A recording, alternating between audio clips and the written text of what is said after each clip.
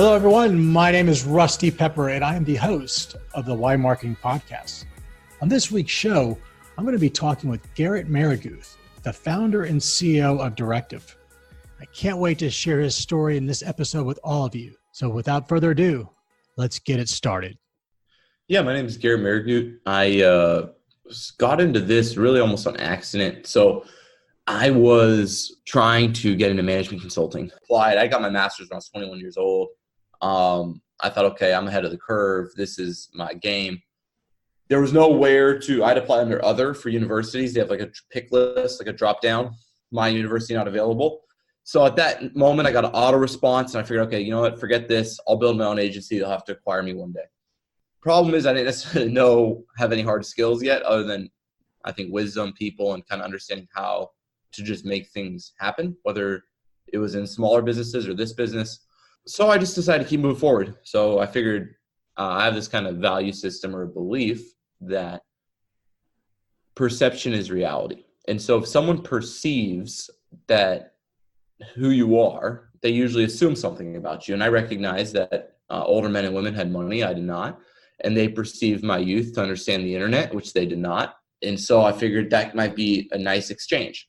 So I proceeded to learn everything I could about search marketing. I experiment with all the different internet marketing channels. You get social, SEO, PPC, content. And the ones that I found were driving revenue or seemed to most likely to drive revenue and had what I like to call timing. So there's something around marketing where you can charge a lot of money for timing-based marketing without having huge logos and doing brand.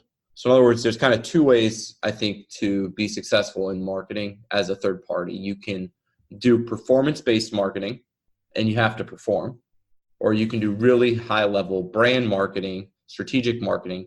You also have to perform, but it's a different type of performance. It's a little bit more based on historical performance than potential performance.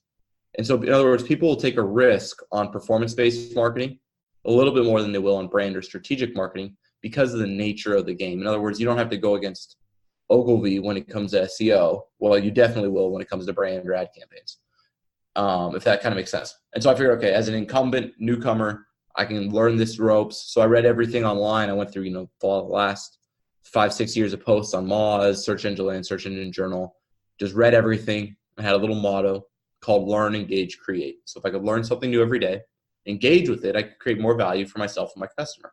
And so I just practiced that, instilled it in the team. I started slowly building around me. And that's kind of how we got here. There's a lot of Fiverr stuff in between, a lot of independent consulting. But yeah, I always had the intention of trying to build the biggest and best search marketing agency on the market. How's it going so far? I mean, it's going pretty good. I think we're at around 60 people, got some blue chip accounts, growing every day, getting better every day, more importantly, and just trying to stay focused on, scaling with size of accounts, not volume of accounts, because you cannot maintain your ethos or your spirit or the reason why you got into the game with volume. In other words, you cannot decide that you want to be the best search agency and have the most clients. The two ideas are compulsively against each other.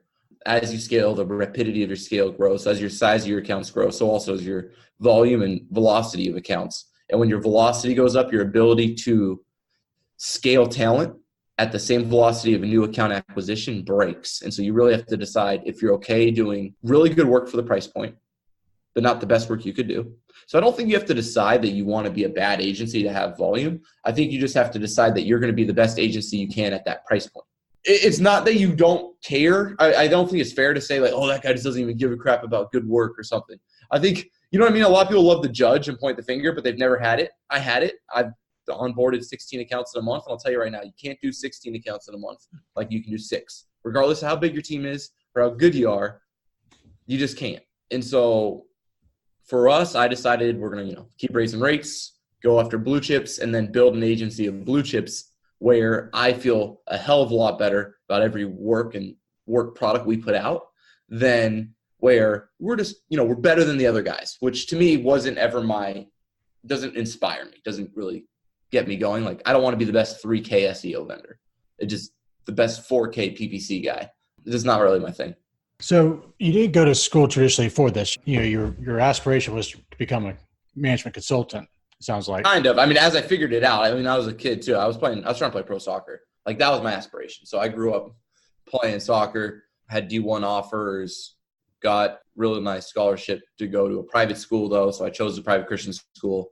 They were, been to the championships the last 3 years. So I went to Azusa Pacific University. They're kind of like the powerhouse on the West Coast historically. Went there, and anyone out there listening, if you're good enough to go D1 and you have evangelical beliefs or any type of belief system, still go D1. In retrospect, it'll make you better because it's just a different level, number one. And then if someone tries to change your position, say, okay, you're going to end up changing anyway. They're smarter than you. That was the thing. That's all the D1 schools wanted me to play outside back. And I was like, I'm not an outside back. I'm a midfielder or a forward. You go to the other, you go NEIA and you're still on the top team, you still go to outside back. And so my point being is, I think we got to be more flexible in life, especially in marketing or in sports, and then go elite when you can, because you'll never regret it, in my opinion, if it's truly your passion. Like you won't regret going to the best, even if you're not the best. It's better to do that than be the best on the wrong thing and realize later you should have tried for the bigger thing. Absolutely. Being around the best inspires and actually pushes you and makes you better. Yeah, 1,000%. And it's nothing against the Azusa Pacific. I love the school, big, part of the alumni there. But if you're trying to go pro, try to go pro. If you want to go to management consulting, go to Boston, Bain, McKinsey, Deloitte. Don't go to the other guys you never heard of. And if you want to do that, go to a different university. I learned too. Parallels with business, be around the best. It's all about mindset. When you look at where you are now, and obviously your agency's growing, are you going to be really looking to scale in Austin? I mean, right now, I don't know. I'm experimenting with a lot of different ideas about what the future of work culture looks like. I like to look at finances. So one of the things you always want to look at when you're paying attention to finances is just how much your fixed costs are stuck. And nothing gets your fixed costs stuck in business like a 5-year lease. All the other costs you have are actually pretty malleable, I found. The office space is a big one. I've also found that people love to work remote but still like to have an office. So not having an office isn't the wisest. So I'm going to be hopefully experimenting one day with like more of like a flexible office, which is like maybe not necessarily assigned desks, but like almost like a WeWork type environment, but for your own culture. A-class buildings in the hearts of cities, but maybe 8,000 square feet instead of 15,000 square feet, a little outside of the city with more permanent desks. And so it'll create a little bit of a different work environment where you can work from home, you can come in the office, you always have a place to be. Something I'm thinking about. But yeah, right now we have a bunch of space in Austin. We have a bunch of space on the West Coast. We've got satellite offices in East Coast and UK. But most of it is in Orange County still, and then we're slowly hiring up into Austin. Also, you have to think about the quality of life you want to be able to provide to your team based on the restrictions of your marketplace. In other words, I have a bunch of young men and women working here, majority late 20s, early 30s. They're all starting to go through that conversation of kids, marriage, and homes. Kids, marriage, and home is a lot harder in Orange County, California than Austin, Texas. Like, not even remotely close. It's about 68% cheaper, actually, to live in Austin, Texas than Orange County. And the quality of life is negligible between the two at best. And so my goal also in Austin was to give myself a way for the company to mature without people having to leave the company to deal with that maturing process in their own personal lives. And so, it's just, there's a lot to it for me. Also helps too, having an incubator of 50,000 students right there in your backyard with people wanting to move here. It's dynamic. It's really scaled and grown from what it used to be, which is basically a college and government town. Yeah, exactly. So in the space that you're competing in, what's it like having to hire folks? Are you finding it pretty easy to find talented, experienced players, or are you having to find the right people and then train them based around your company's philosophy, the way that you approach SEO? And what we're finding is talented and experienced is borderline impossible. Talented and aspirational is difficult. And then everything else is pretty easy to find. So our sweet spot is we do like an internship feeder program. It's a paid internship that then allows us to date before we marry. Same with our team. And then it really allows us to be highly selective in the process. We found that you're able to get really good talent still, but you don't have a lot of the onboarding on full weighted payroll in the sense of like teaching someone what to do. They can go through the internship program, kind of like an apprenticeship, learn the tricks of the trade, still get paid. And then when they're ready, and if they're, up to, and they've developed at the same path or speed as their kind of peers who they're with, we can kind of select the top performers and bring them into the organization. If not, they all are better off. They have an awesome agency on their record for an internship and they can go work somewhere else, but maybe not here. And so it allows us to be really highly selective with talent. If we can find those talented, experienced people, we always have job postings out. We're always interviewing. But now we're doing a lot more. We're doing personality assessments that are benchmarked against top performers. We're doing competency assessments that are benchmarked against top performers. And we're starting to get there's nothing more important in an agency, in my opinion, than great accounts and great people. And whole growth model works based on those two fundamentals. If you can get great accounts, you can get great people. And the reason it works, and so this is kind of the flywheel effect if you've ever read Jim Collins. For me, my flywheel is great accounts paired with great people. Great people can be at full capacity. When someone's at full capacity in an agency, they have a great gross profit margin.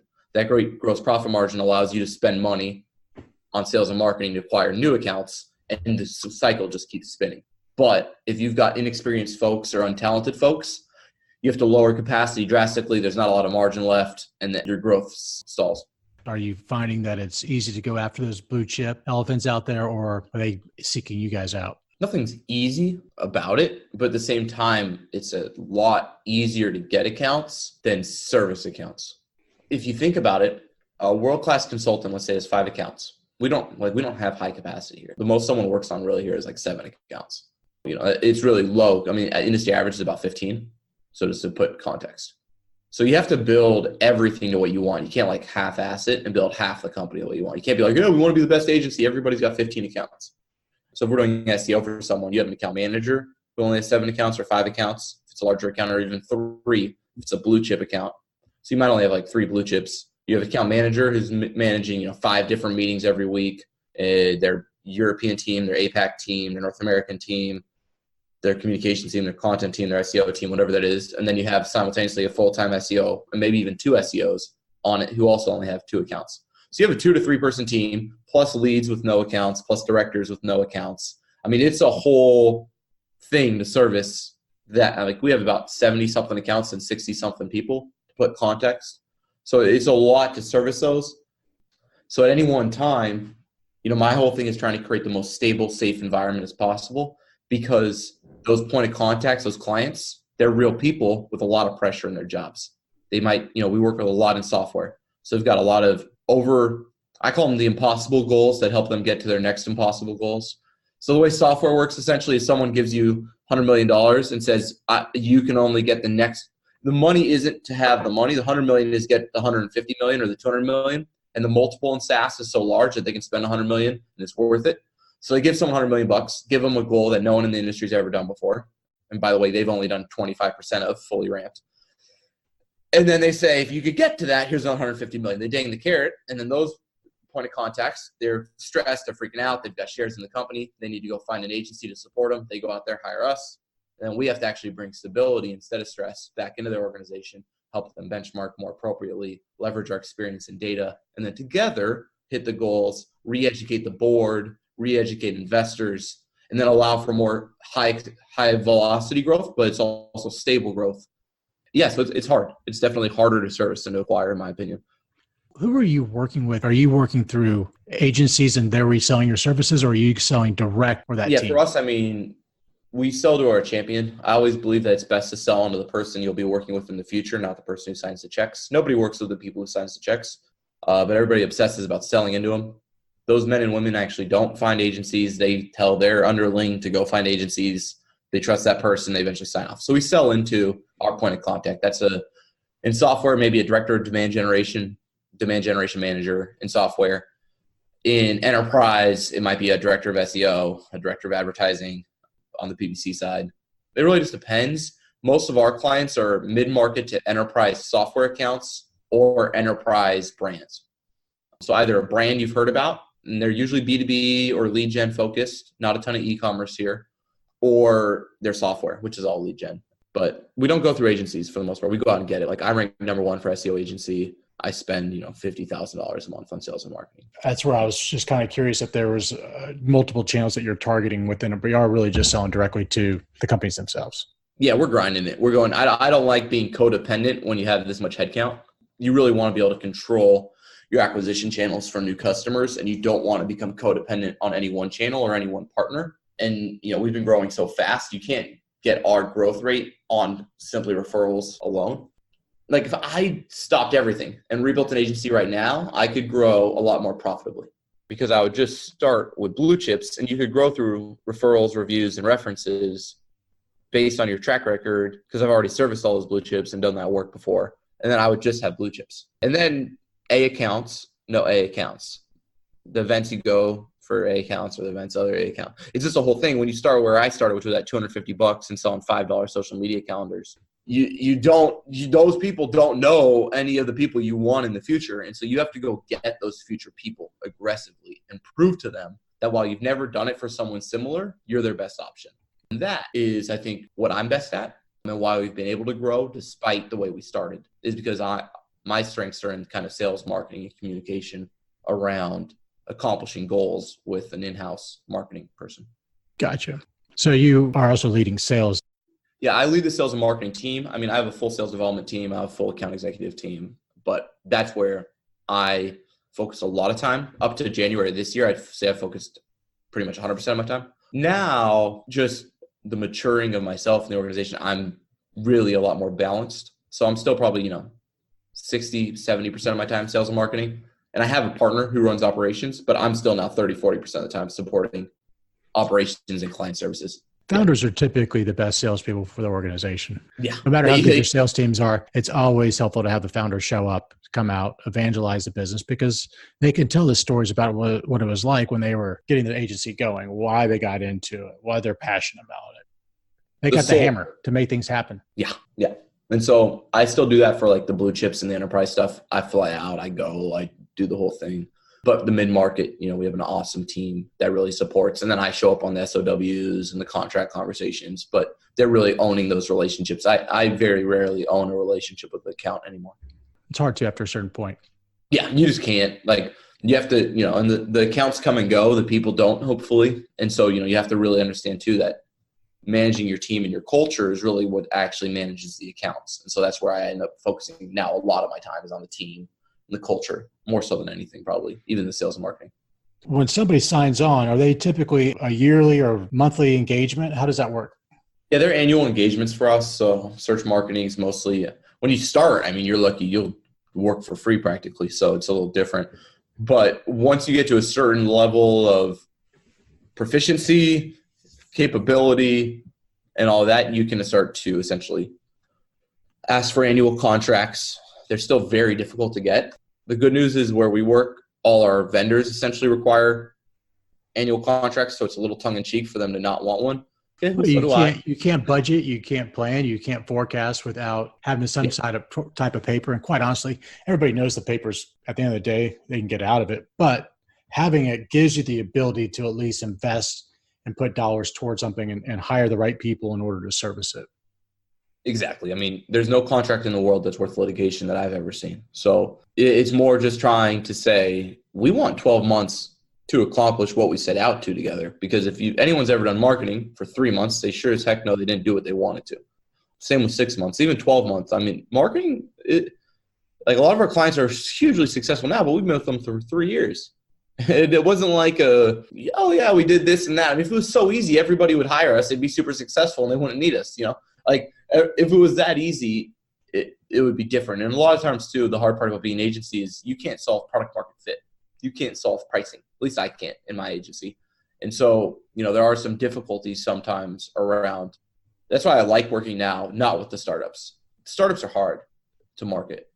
They're borderline impossible to be really successful as an agency because number one, 99.9% of startups aren't successful. So there's that. And it's not due to their marketing. It's due to their product and their fit.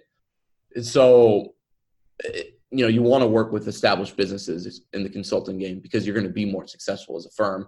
You're going to be able to have higher retention rates with your clients because they're just inherently successful businesses that you can help develop. It's really hard to push, an unsuccessful business. You mentioned something earlier when we first started talking about how you can't have a tremendous amount of customers and be the best at what you do. I agree with that 100% because the amount of time it takes to onboard, invest, and service a small account is almost identical to what it costs to do a very large account. And so it's a lot easier to go out there and elephant hunt. Yep. And be at the very top of that. Everybody wants to be there, but very few people have the ability to do it and do it effectively and do it long term. And it's no different than the business that I'm in or any others. It's just some business models are set up to service that long end of the tail with high transactions, great. There's a lot of people that are very, very, very good at that. But it sounds like for what you're really trying to accomplish, you guys are like, guys, we're the best. This is why we're focused here. This is why you fit our model. And this is what we're going to deliver. Is that an accurate interpretation? It's perfectly accurate. No, it's perfectly accurate. And you're totally spot on. I think the thing I would also warn anyone listening is if you're in professional services and you're serving Main Street, software's coming for you and you can't win. Okay. Go look at accounting, check out bench.co, check out some of those providers that are eating up market share like nobody's business. If you're on e-commerce and you're trying to service small e-commerce shops, check out Kit CRM. It's a free tool by Shopify that does all the ad creative, texts you in real time and asks you, hey, I noticed 18% surge in sunglasses on the store today. Would you like us to launch this display ad that we've already created to this exact segmented audience? If press yes. And you can type back yes. And this thing is so damn good. I don't even know how an agency could compete with that in real time. Because an agency couldn't even service it at that price point. The price point, by the way, is free. And so, because it's part of their monthly service fees that they're already getting for the hosting. AI built in with it's unreal, Rusty. When I saw that, I was like, I'm selling everything I'm doing in a small business. Right now, we're developing our own software tools to replace small business income. Since we do have great market share, we're developing our own learning management software since we do have great market share. In other words, we're replacing all of our small business professional services with high gross profit software and other tools that allows us to still capture the vault. I love to be a big brand. I love to market. I love to sell. So because of that and the nature of search is that it's more of a net than it is a spear. If you don't have a way to capture all that investment, you also don't have a way to show up 10% of the time effectively. So check this out, right? If you're doing search marketing and you're doing enterprise, you're a victim of the percentages of your market. So let's say you're an enterprise agency like myself. I can show up number one for SEO agency, okay? Let's say there's 10,000 people searching that exact term a month. Let's just do 100 people searching it just for the sake of argument, okay? So I can do good at math. Of those 100, 5 to 10 of them are mid-market and 1 to 5 of them are enterprise. The other 90 aren't a fit and I can't monetize even though I have to spend a ton of money to go get the 10 from search. And it's worth it every time. The clients are always worth it, but you're throwing away 90% of your revenue opportunity and have no way to service it. And if you do service it, then 90% of revenue turns into 0% of cash because the margin's not there. And so you have to figure out how do you take 90% and make it, 50% cash. And the way you do that is through software and other scalable models with high gross profit margins on the delivery of whatever the person purchased. And so that's kind of how we're blending really, really educational. And the thing is just because someone's not a client today doesn't mean they won't be in 10 years as a person, not as an account. Sure. Most accounts will never be an account, but most people could always be an account. And so it's a different way of looking at it. And so if I can get into the education of marketers around search, if I can get into the tools that marketers love to use, one day when they have the budget and they know we're expensive, we're their dream. We're the Ferrari they never could afford. And now they can, we're going to get to work with them. Yeah. And so it's a different game of saying, I'm not trying to win tomorrow. I'm trying to win in 5 years and 10 years when no one else is around. Because you can't be around in 5 to 10 years if you're servicing small business because software will eat your pie. You mentioned AI. How is AI impacting search? Obviously, it sounds like it's really doing it on the small business side, but for the type of work you are doing, is there opportunities for y'all to deploy that as well? Yes, there is. We've built our own data deliverable here. So we have SQL developers on staff that are, because I believe in search marketing, advertising, organic needs to be based on cost per deal, not cost per acquisition, especially in enterprise, because theoretically the thing that hurts enterprise marketing the most is men and women coming from direct to consumer or high volume businesses and relying on what's called a cost per acquisition model. And so what I mean by that is if you come in as a marketer, historically, the easiest way for you to create value, whether you're in-house or agency, is cut costs. So in-house, you fire people, you cut agencies, you do whatever you can. Look, I'm generating ROI. You know that ROI is a long game. What's the thing you can do in the short term, right? Upside's potential, costs are guaranteed. And so people cut costs. Makes sense. Now, if you are advertising in that manner, you're making a mistake. In other words, you're advertising to lower your cost per marketing data, not cost per sales data. And the problem is your most expensive marketing data, your most expensive marketing goals are also your most valuable sales goals, and they don't scale proportionally. In other words, if you have $175 cost per acquisition on your most expensive term and $125 cost per acquisition on your least expensive, people will automatically try to lower their cost by going to the 125. The difference is a $2,000 deal and a $500,000 deal. And so the scale between the two is so dramatic that it's backwards, but you can't prove it if you don't have CRM integration. So I have a full team that integrates the CRM. And to answer your AI question, we're working towards natural language processing to get rid of manual reporting, for example. Like, how can natural language processing replace the manual reports my teams build? Now, the hard part we're finding is AI doesn't help with the largest pain points that enterprise companies have, which is, yeah, it will. But right now it's resource allocation, goal setting, internal communication, goal setting, communication, and communication. And so that's the thing, is the game isn't even the same when you get to enterprise. It's nothing like you dream when you get there. You're like, well, like, we have accounts that are some of the blue chips in the world, and I never got access to their data because they don't allow it. Well, you rely on third-party tools. You develop APIs for those third-party tools so you can make them more malleable than the interface you might have if you just pay for the tool. That's why I have developers here, so we can build our own custom tools off of existing tools. And you get really good at market assessments. You get really good at looking at a search engine results page and putting yourself in the seat of the customer and evaluating things based on experience and expertise. And that's why they still pay the big consultants, is because they have the data, it's so much of it, and they have no time. The big thing with in-house is nobody has time. They just don't. Even the people that are supposed to only do what we do are distracted by their managers. Managers are professionals at distracting, myself included. We are the best distractors in the world. And that's why outsourced partners still exist, I think, more so than anything, is we're very difficult to distract if we're good, because we'll check you. Because you're not going to give us a performance review tomorrow. You're not our boss in the sense that, you're our account and we have to perform for you, but we don't have to interact with you the same as if we're in-house. And so we can say, Rusty, that's a great point, but let's give this 2 more weeks. Here's what we've seen for our other 50 accounts in similar situations. And here's the data to support our hypothesis. You're like, damn, this is what I always wanted for my team, but your team can't give it to you. Number 1, they don't have the cojones. Number 2, they don't have the data. And so number 3, they have to work there. It's a different environment.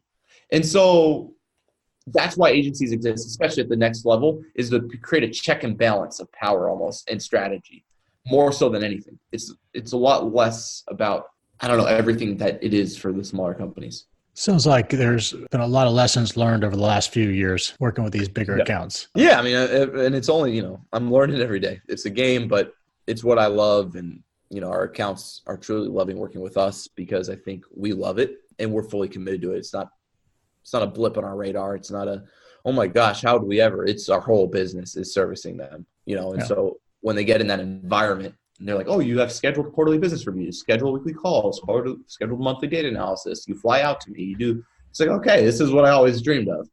And that's what we're trying to build. The Nordstrom's, not the Nordstrom's rack. The perfect client experience. Yeah, it's really about this customer centricity and learning that. And that's what we're still developing. We're getting better at that every day. But that's that next level. That's what makes those truly elite agencies elite, is the culture they even bring into the account and that experience they create. Well, definitely, it sounds like you're heading in the right direction with what you're building there. What's next? Next is, just developing those kind of tools for the first time to kind of, we've raised our rates. We're out of small business for the most part, where prices doesn't make sense for them. And then we're replacing that with tools and software. That's what's next. And just learning more about talent talent. I think we have a pretty good understanding of market positioning and ability to get accounts. Now it's really about how do you get from having A+ talent to A++ talent, which is the dream for every professional services firm in the world. Hire slow, fire fast. Yeah, exactly. Yep. And really figuring out who that is. When you find them, you'll know. The hardest thing is keeping those really good people and keeping them engaged and giving them something that they can really own and run with. Pick your ideal customer for your agency. Yeah, they have a couple different ones. I'd say ideal would be Salesforce. Okay. Why is that?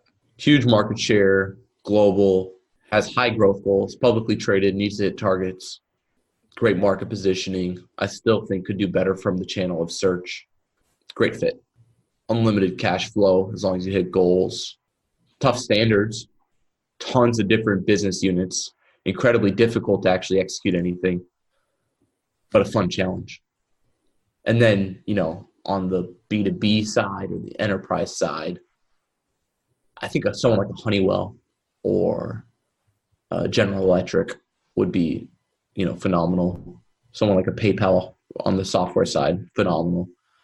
Stripe, I love what they're doing. And then obviously, businesses that, I respect their values on is always really exciting. We're pretty particular with who we work with. We don't work with organizations that don't share our values in the way they communicate and what they're trying to accomplish for their business. I don't need to push, my business is helping businesses grow. I want to help businesses I believe in grow. But no, those are kind of my ideal accounts, or those blue chips. Blue chip software is ideal. Blue chip in general, we're more than, I think we have one of the best deliverables on the market for. It's just software, I think we are uniquely gifted at for that large enterprise software company. You found your sweet spot. Yeah. One last question. What was that you've learned now that you wish you would have known back when you were starting? Everything. That doesn't change even when you get to where I'm at. Every day I'm learning something. I think there's two big things I've learned, especially in the most recent kind of storm of business. Number one, people do what you inspect, not what you expect. Really, really, really, really wish I knew that. In other words, if you got a bunch of people that are trusting a bunch of people, you're in store for a big problem. And that doesn't mean don't trust people. It doesn't mean micromanage. It means if someone says, hey, I did this, awesome. Let's in our one-on-one this week, let's take a moment to go through it together. Trust but verify. Trust but verify. So people do what you inspect, not what you expect. So that's a huge thing I learned. And then there's a massive difference between training and coaching. I think is the biggest thing I've learned. Wouldn't that be considered leadership? Yeah, I guess. But you can have a really good training program, that all the new hires go through, and it's a self kind of thing. You have a bunch of different maybe learning management tools. People go through it all. It's another thing to sit and do life or do work with someone, to actually hold their hand and go through it with them and coach them on it, and to sit there with them and work with them, not give them something so that they can train themselves and then they're ready to work with you, because they sure as hell are not, no matter how good your training program is. And you need a great training program, but there's no substitute for coaching, especially when it comes to talent development. And so those are the two huge things I think I've learned that I had no idea on even, 6 months ago. That's awesome. So how are you improving on that? One-on-one coaching. So, everyone here, so all the directors, we scored all the talent, and then we have kind of a bottom-up mentality. And so, I think agencies are a lot like a soccer team more than a basketball team. A basketball team, you can have one superstar. You might not win a championship, but you sure as heck can go to the playoffs. Yeah, the Bucks found that out the hard way. Yeah, Giannis is great, but you got Bledsoe. Come on. So, they don't have enough, right? And then simultaneously, you look at a soccer team, and you can have Messi, greatest player in the world, and you can lose 4-0 and not go to the Champions League final because you got weak holes throughout your roster, no depth and all. And it's almost every team in the world, frankly. There are very few that are so good, those freak teams, or they can have gaps, like a LeBron James team back in the day, where they can have gaps and still win. But the truth is he couldn't even win without, the team. And so it doesn't matter really. It's a bottom-up mentality. So the way we're doing that is, directors actually have people in their offices. So whenever, and I did this through example, whenever I wanted to get out of sales, for example, I had an account executive in my office for a couple months, and they heard every call, every proposal, every preparation, and I walked them through everything. I lost all my privacy and it sucks, but they have a higher close rate than I did now. So, I mean, who really won?